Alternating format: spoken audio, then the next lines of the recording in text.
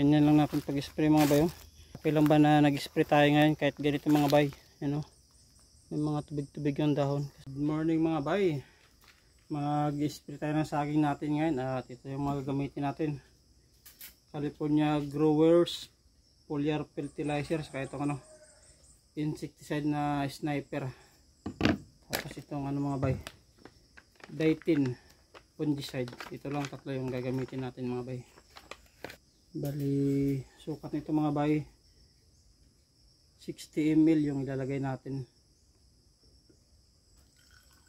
Gamit talaga tayo ng panukat para sakto. Tapos itong sniper mga bay, hindi lang muna natin masyadong tapangan kasi baka masobra mga bay. Ano lang siguro mga kalahati lang itong kutsara.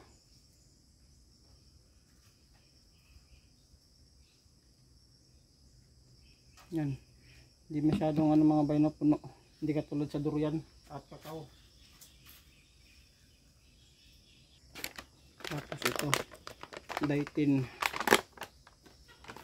mga lang nito mga bay, isang kutsara lang. Yan, sama na ganito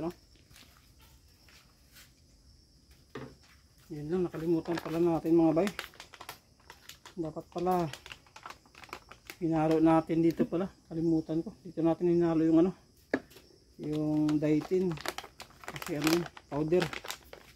Okay, okay lang mga bay, isik-sik na lang natin dyan muna sa sa ating sprayer.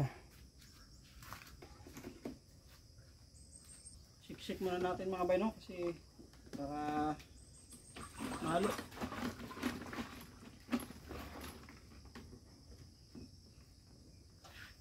Okay naman siguro yun.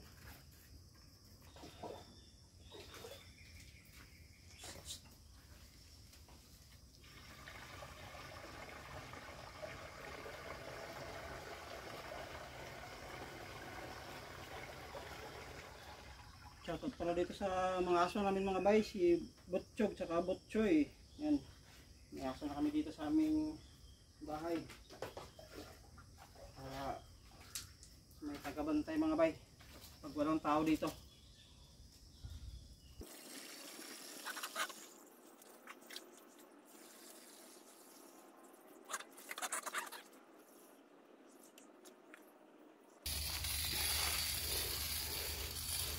Yan, ganyan lang mga bay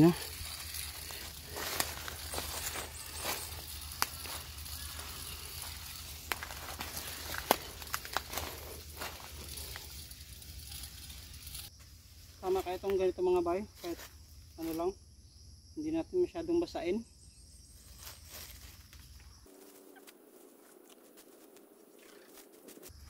Ganyan lang natin pag-spray mga bay. Yan, medyo nabasa naman siya, pero talaga hindi natin niligo ng sobra. Yan.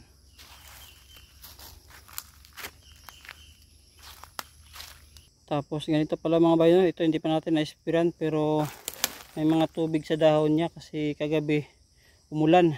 Yan, yung fertilizer natin natunaw na, nawala na yung iba mga bay. Okay lang ba na nag-spray tayo ngayon kahit ganito mga bay? May mga tubig-tubig yung dahon kasi malakas yung ulan kagabi.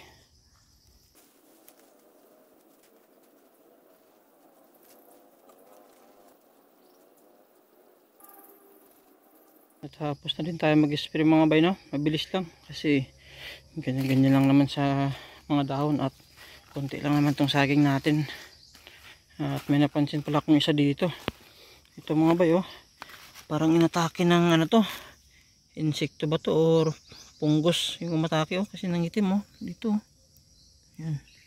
Kaya kailangan talaga mag-spray mga bay para ma-prevent.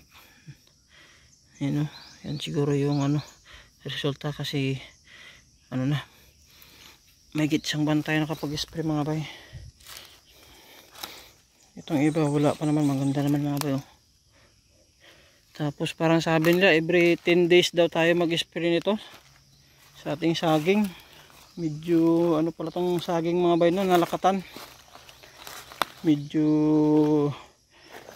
kailangan atiman talaga ma-maintain yung spray kasi pag hindi atakehin din ng mga insekto at punggos.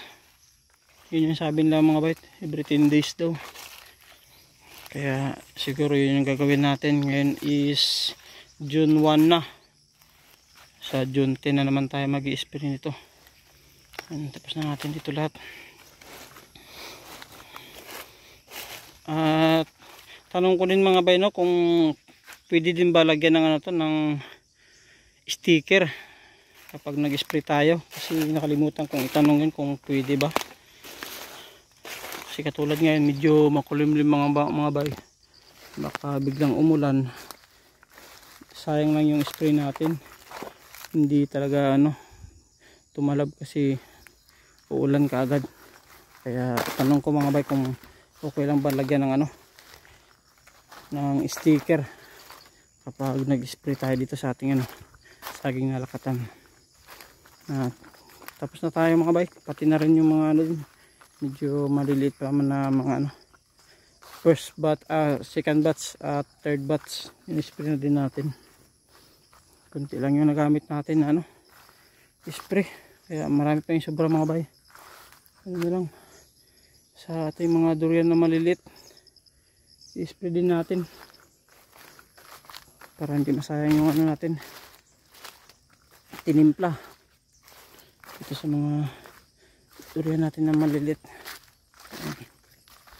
Ito mga bayo kasi nagpa-plasing, tsaka na din, i-spray na din talaga natin ang durian.